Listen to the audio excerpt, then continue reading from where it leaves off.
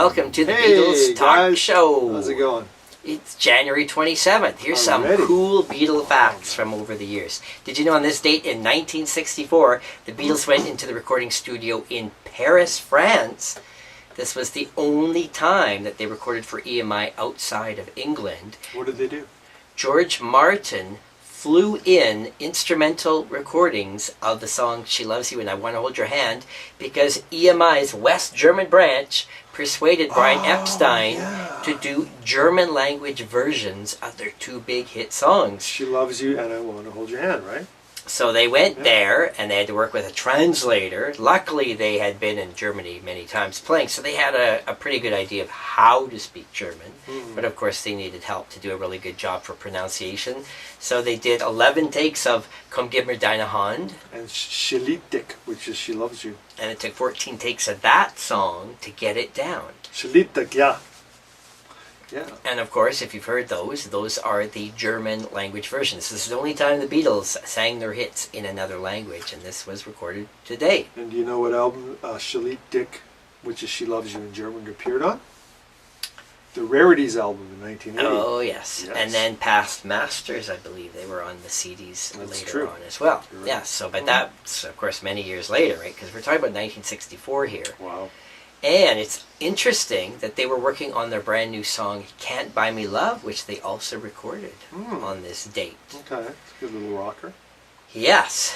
On this date, also in 1969, the Beatles were once again in the studio recording for the Get Back movie. They've been doing this all month Seems like long. they've been doing that forever now, doesn't it? Like forever and ever. But every day seems to have a few gems. Today they recorded versions of Teddy Boy, One After That's a good 909, song. Yeah. and even I Want You, which would be re-recorded later. But Abbey Road, they're right? starting to work on these songs. Yeah. Of course, they were having fun, so they were jamming more of their favorite 50s songs, including even Besame Mucho, which they used to play at the Cavern Club. Right. Oh, you happen to have your Cavern Club shirt today. I don't think they've ever seen this shirt before. Yeah, Let me that's let me, nice. let me, You let me, just got let me that, get up right? there and I'll show it to you. This is All right, this very is nice. official from Liverpool, England.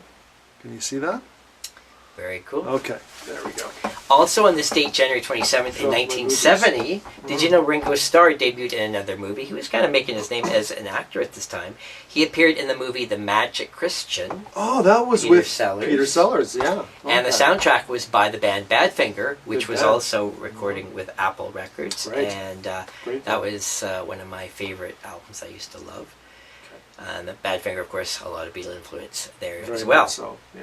Come and Get It, which was written for them. Yeah, that's right. Yeah. And that also appeared on that album. If you want it, here it is, come and get it, but you better hurry 'cause it may not last.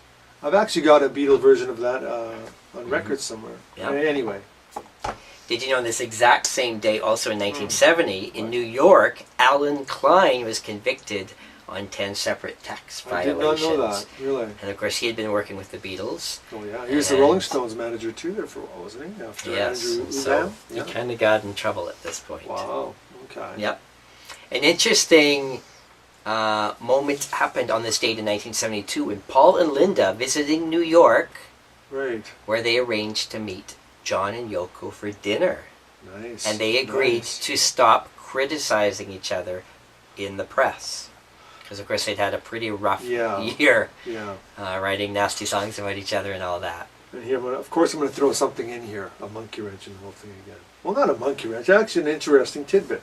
Did you know that on the Wings Wildlife album, there's one of my favorite songs by Paul McCartney. It's called Dear Friend. Dear friend, what's the time? Is this really the borderline? Does it really mean that much to you? Well, actually, that song was written for John Lennon. This is what I understand.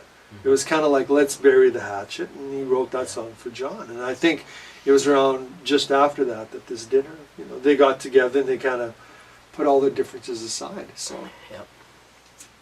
just in case you didn't know that. Yeah, Yeah, that's very cool. Do you like that song? I love that song. Also on this date, in 1989, What Double happened? Fantasy had already been out for over 8 years, but finally, today, it was released on CD. Double Fantasy, January 27th, 1989. Really? Wow. So my dear friends, come back when you can.